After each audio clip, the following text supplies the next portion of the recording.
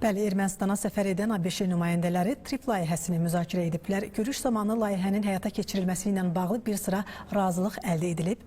Tərəflər regionun kommunikasiya xətlərinin açılmasının vacibliyindən danışıblar. Zəngəzur dəhlizi ilə Azərbaycan üçün də əsas və vacib məsələlərdən biridir.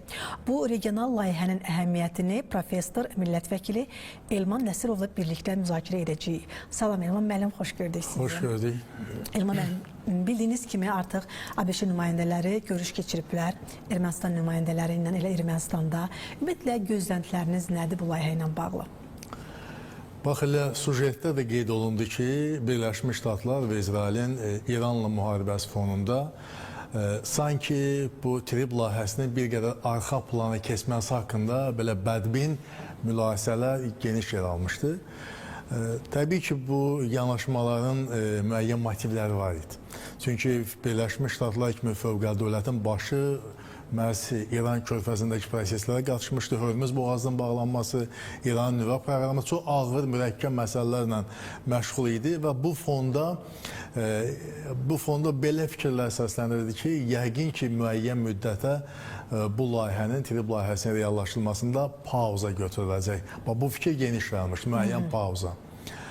Amma bax, son hadisələr onu göstərir ki, Birləşmiş Ştatların Dövlət Departamenti, eyni zamanda Birləşmiş Ştatların Beynəlxalq İnkişafın Maliyyələşdirilməsi Korporasiyasının nümayəndələri Ermənistana gəliblər. Ermənistan paytaxtında ölkənin baş naziri ilə Paşinyanla görüş keçiriblər. Və məlum olur ki, rəsmi Vaşinqtonun bu layihəni müəyyən müddətə təxirə salma niyyəti yoxdur. Və yeri gəlmişkən onu da vurğulayayım ki, artıq rəsmi Vaşinqton bu məqsəd üçün ilkin hazırlıq işlərinə 140 milyon ABŞ dolları ayırıb. Və eyni zamanda müəyyən texniki əsaslandırma və təşkilati işlər də görülüb. Bu missiyanı, yəni təxminən 42-43 kilometrlik yolun çəkilməsi ilə bağlı Birləşmiş Ştatlar və Ermənistan arasında bir təşkilatlanma da gedib. Konkret bir təşkilat da formalaşdırırlar ki, bu vəzifəni həyata keçirsin. Və hətta bir pay bölgüsü də var ortada. 74% Birləşmiş Ştatların payındadır, 26% Ermənistanın. Sonra isə bu payını 26-dan 49-a satması, yəni 51-in 49-a nisbətində bölgüsü də baş verib. Yəni bu işlər gedib əslində. Həm də o da bəllidir ki, bu Ermənistan yurisdiksiyasında ola biləcək layihədir və xüsusi bunu vurğulayıram ki, burada hərbi komponent yoxdur. Bu yoxdur.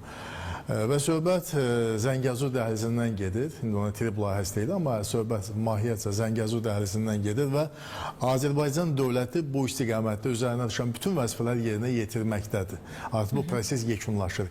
Yəni həm Ağbəndə qədər dəmir yol xəttinin çəkilişi, avtomobil yol xəttinin çəkilişi reallaşır və sonra sadəcə həmin deməli o dəhlizin, Zəngəzur dəhlizinin tikintisi ilə bağlı proseslər baş verməlidir. İndi bu hadisə, yəni Birləşmiş Ştatların yüksək vəzifəli şəxslərinin məhz TRIP layihəsi reallaşdırılması ilə bağlı Ermənistana gəlməsi bir sıra nəticələr çıxarmağa əsas verir. Birincisi, rəsmi Vaşinqtonun başı çox qəlit, çox mürəkkəb, yaxın şərqdəki problemlərə qarışsa da belə, İranla müharibə onun xeyli enerjisini alsa da belə, yeri gəlmişkən son məlumata görə Birləşmiş Ştatlar bu müharibə artıq 77 milyard dollar vəsait xərcdir və bir gün müharibənin davamı bu 1 milyard dollardan başa gələn bir prosesdir. Və belə olan vəziyyətdə Birləşmiş Ştatlar bütün o skeptiklərə, bütün o deməli bədbin mövqedə dayanan tərəflərə və qüvvələrə mesaj göndərir ki, biz bu layihəni həyata keçirmədə israrlıyıq. Və burada heç bir dediyim kimi hərbi komponenti yoxdur. Üçüncü tərəfi hədəfə almayıb.